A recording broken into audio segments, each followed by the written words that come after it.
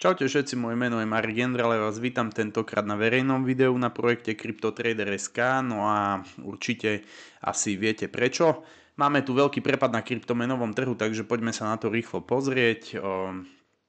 Tu sa pozeráme momentálne teda 3. februára v popoludňajších hodinách na znehodnotenie denné najväčších kryptomien na svete. Vidíme Bitcoin minus 4%, Ethereum 16%, XRP 15% a tak ďalej a tak ďalej. Máme tu väčšinou dvojciferné znehodnotenie.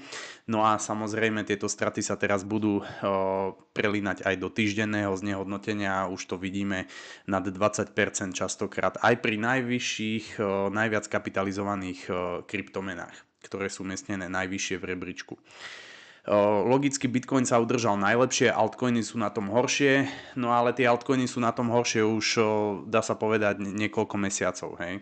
Za posledný rok a pol sme zažili iba dve nejaké altcoinové sezóny, povedzme, ale zvyšok trhu funguje na princípe, že Bitcoin rastie, no a altcoiny len dobiehajú ten zisk Bitcoinu. Ako celok samozrejme existuje kopec altcoinov, ktoré zaznamenali väčšie zhodnotenie.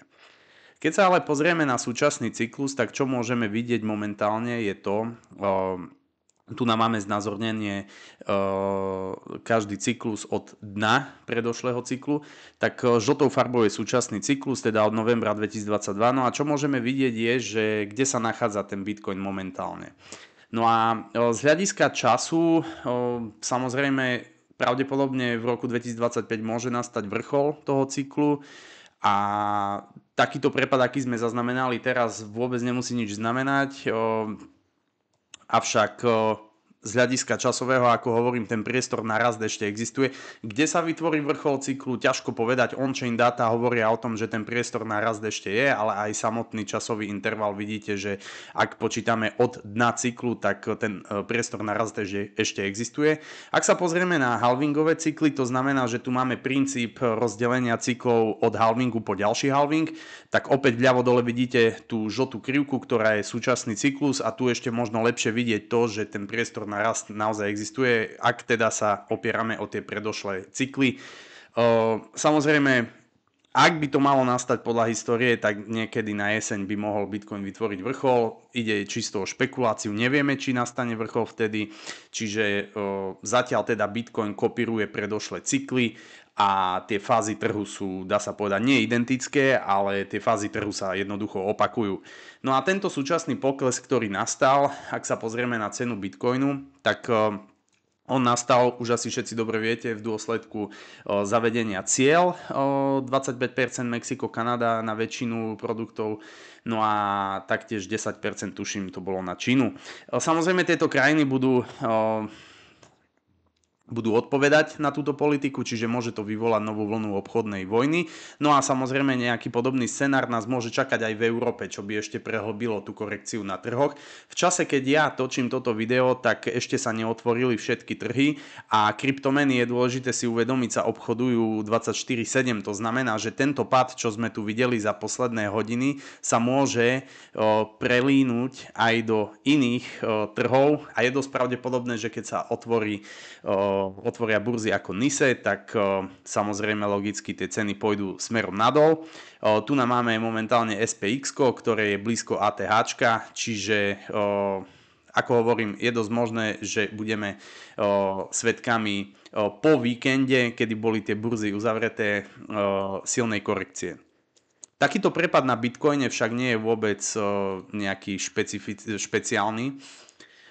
Samozrejme bol tu fundament, ale my keď sa pozrieme z krátkodobého hľadiska, tak aj keby nenastal ten fundament, tak my sme v skupine hovorili pre našich členov, že vlastne pohyb v tejto štruktúre je reálny aj pre nasledujúce týždne. Hej. Čiže v zásade my sme kontaktovali tento hlavný support, čo je niečo okolo $92,000. No a v súčasnosti teda tá cena osciluje už niečo vyše 2 mesiacov okolo hladiny tých $100,000, čiže konkrétne medzi 92 a $108,000. No, keď sa pozrieme na minulosť, tak čo môžeme vidieť je, že v minulosti Bitcoin formoval, a nie tak dávno, podobnú štruktúru, aj keď teda za iných podmienok, ale predsa len. Tak tu je táto štruktúra znázornená v tomto flagu klesajúcom. Toto je krátkodobý flag, ktorý máme momentálne nejaké 2 mesiace. Tu však bol nejaký dlhodobý, hej, od marca až po október 2024.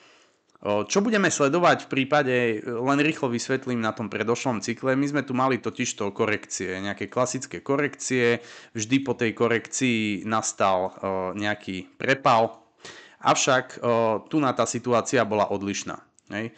Kdežto tu sme mali tú korekciu stále vyťahnutú hneď nejakým vyššej recovery okamžite nahor, tak tu tá situácia bola odlišná. Tu bol totálny výplach a potom sme vytvorili 1-2-3 bottom formation, čiže tu sme mali vyššie minima, tento bod bol najpodstatnejší a všimnite si, ako tie minima rástli a my sme stále boli v tej štruktúre toho flagu. Hej. Čiže tu sa nám vytváral akýsi klin, ktorý napokon vystrelil smerom nahor. Čiže od tohto bodu tá situácia sa na tomto flagu menila. Teraz je štruktúra trhu o čosi odlišná samozrejme, momentálne sme síce v podobnej bočnej štruktúre, ale kľudne z nej môžeme vystreliť aj nadol.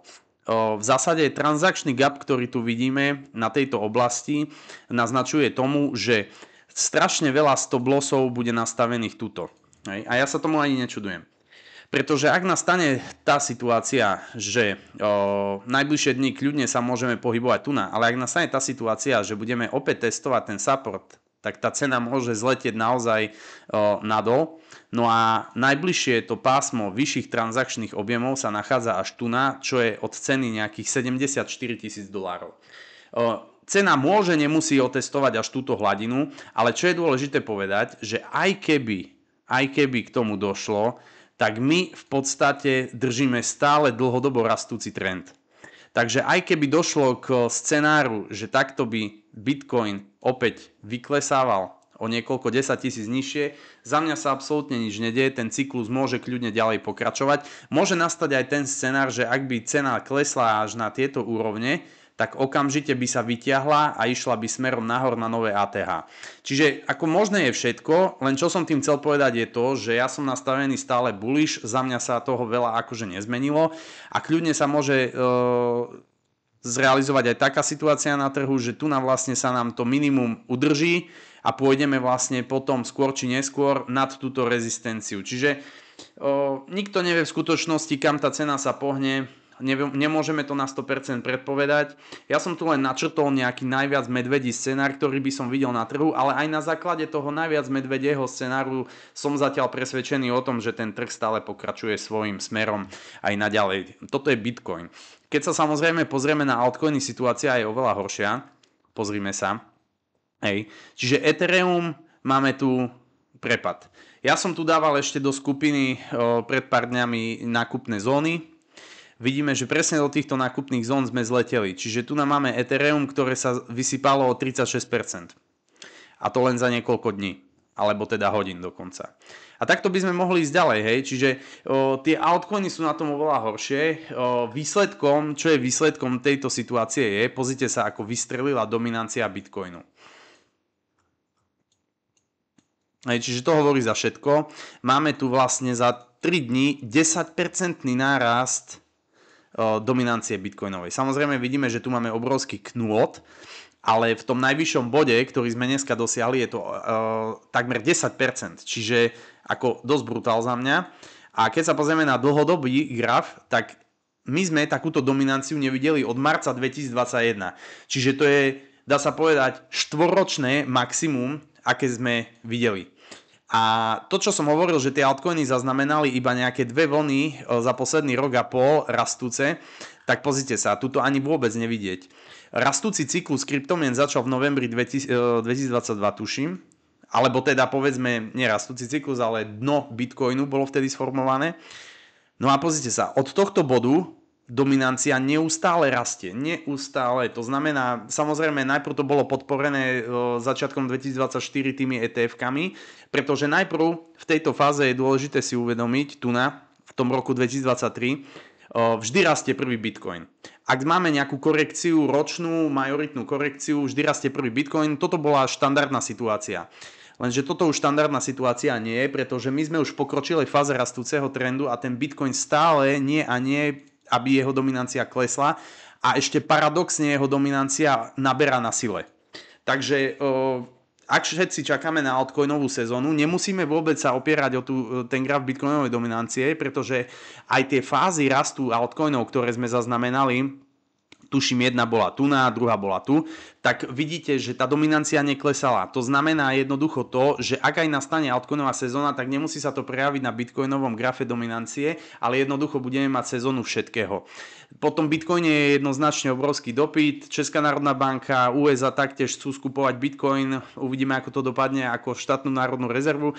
No a vlastne potom sa samozrejme ukáže v budúcnosti, kam to povedie, ten dopyt. Ale dlhodobo ja som stále nastavený bullish, dokonca aj by bol aj ten trend v nejakej dlhodobejšej korekcii. Ja to skôr vidím ako možnosť na dokupovanie. Čiže dúfam, že vám toto video trošku pomohlo zorientovať sa v tej momentálnej situácii, v akej sa nachádza trh kryptomien.